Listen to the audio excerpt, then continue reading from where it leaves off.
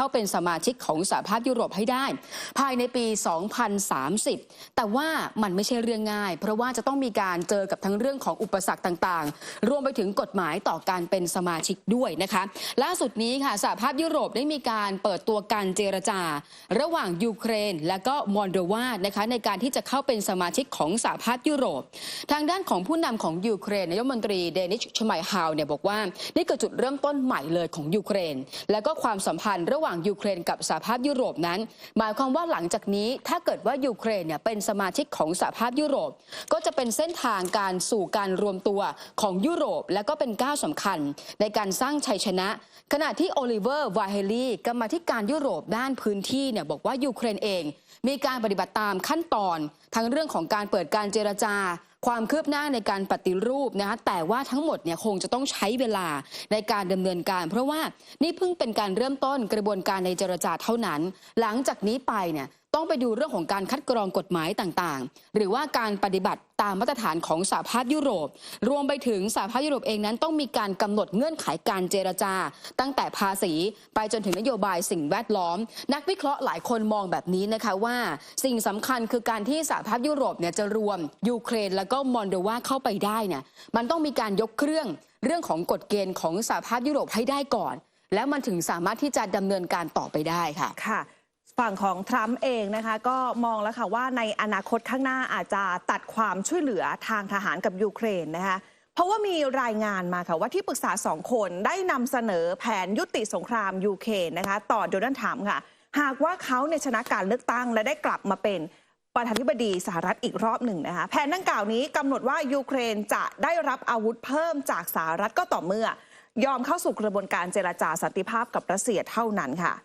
พลโทคริส เคลล็อกซึ่งเป็นหนึ่งในทีมที่ปรึกษากฎหมายความมั่นคงแห่งชาติของทรัมป์ได้ให้สัมภาษณ์กับรอยเตอร์ค่ะว่าสหรัฐจะเตือนรัสเซียด้วยเช่นกันว่าหากพวกเขาปฏิเสธการเจรจาสหรัฐก็พร้อมที่จะอัดอาวุธช่วยยูเครนมากขึ้นอีกค่ะ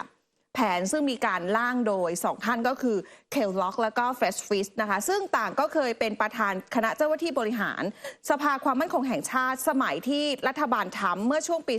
2017 ถึง 2021ยังได้กำหนดให้มีการหยุดยิงชั่วคราวโดยยึดตามเส้นแนวรบที่เป็นอยู่จริงในระหว่างการเจรจาสันติภาพดำเนินไปด้วยค่ะฟริสเองยืนยันค่ะว่าพวกเขามีการเสนอแผนยุทธศาสตร์ดังกล่าวให้กับทรัมป์เรียบร้อยแล้วนะคะและเขาก็บอกว่าผมไม่ได้พูดนะว่าท่านเห็นด้วยหรือไม่เห็นด้วยกับทุกถ้อยคำในนั้นแต่พวกเราพอใจกับฟีดแบ็กที่ได้รับด้านของสตีเวนเฉิงค่ะโฆษกของทรัมป์เองได้ออกมาชี้แจงนะคะว่ามีเพียงคำแถลงจากตัวทรัมป์เองหรือว่าทีมหาเสียงที่ได้รับมอบหมายเท่านั้นจึงจะถือว่าข้อมูลทั้งหมดเป็นทางการยุทธศาสตร์ทั้งเคลล็อกและก็ฟีสที่ได้พูดกับรอยเตอร์ถือว่าเป็นแผนที่ให้รายละเอียดมากที่สุดเท่าที่มีการเปิดเผยมาจากฝั่งทีมงานของทรัมป์แล้วนะคะหลังจากที่อดีตผู้นำสหรัฐรายนี้นะคะเคยพูดเสมอมาแหละว่าสงครามยูเครนจะจบลงอย่างรวดเร็วหากว่าเอาชนะโจไบเดนในศึกเลือกตั้งที่จะมีขึ้นในวันที่5 พฤศจิกายนนี้ได้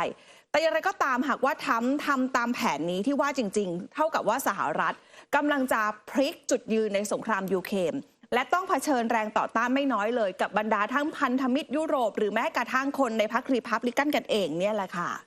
แต่ว่าต้องบอกว่าสิ่งหนึ่งที่หลายคนรอคอยเพราะว่านโยบายของโดนัลด์ทรัมป์กับโจไบเดนเนี่ยเป็นนโยบายสำคัญแต่มันอาจจะทำให้เกิดความขัดแย้งถ้าเกิดว่าโดนัลด์ทรัมป์เนี่ยได้มีการปฏิบัตินะแล้วก็ทำตามแผนที่บอกว่าการส่งอาวุธให้กับยูเครนหลังจากนี้มันคงจะไม่ง่าย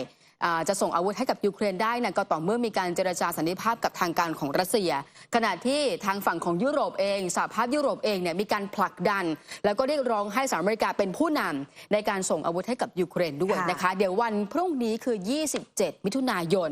จะเห็นการดีเบตครั้งใหญ่ระหว่างโดนัลด์ทรัมป์แล้วก็โจไบเดนแล้วรวมไปถึงช่วงปลายปีนี้ก็จะต้องรู้แล้วว่าใครจะได้เป็นผู้นำคนใหม่ของสหรัฐอเมริกาจากเรื่องของรัสเซียยูเครนนะคะอีกประเด็นเรื่องหนึ่งฝั่งหนึ่งก็คือกรณีกลุ่มฮิซบอลเลาะห์รวมไปถึงกองกำลังของอิสราเอลจะเห็นว่า 2-3 สัปดาห์ที่ผ่านมากลุ่มฮิซบอลเลาะห์นั้นมีการตอบโต้แล้วก็โจมตีไปทางการของกองกำลังอิสราเอลโดยการใช้อาวุธยุทโธปกรณ์ที่เรียกว่าโดรน มีการโจมตีไปสู่เป้าหมายมีการเปิดเผยคลิปต่างๆนะคะที่เป็นการระบุแน่ชัดว่าเป้าหมายโครงสร้างอยู่ตรงไหนบ้างล่าสุดนี้ค่ะกลุ่มฮิสบอลเลาะห์มีการระบุในแถลงการว่ามีการใช้โดรนกามิกาเซ่โจมตีกองพลที่ 91 ในพื้นที่นาฮาวเกอร์ชอมทางตอนเหนือของอิสราเอลแล้วก็การโจมตีนี้นะคะทำให้เกิดการบาดเจ็บล้มตายสำหรับกองกำลังของอิสราเอลเนี่ยหลายพื้นที่ด้วยกันรวมไปถึงค่ะการโจมตีนี้ทางด้านของกลุ่มฮิสบอลเลาะห์บอกว่าจำเป็นต้องเป็นการแสดงความเป็นน้ำหนึ่งใจเดียวกันกับชาวปาเลสไตน์แล้วก็เป็นการตอบโต้การโจมตีของกองกำลังอิสราเอลที่ก่อนหน้านี้ทางการของอิสราเอลมีการโจมตีเข้าไปบริเวณหุบเขาเบกาทางตะวันออกของเลบานอน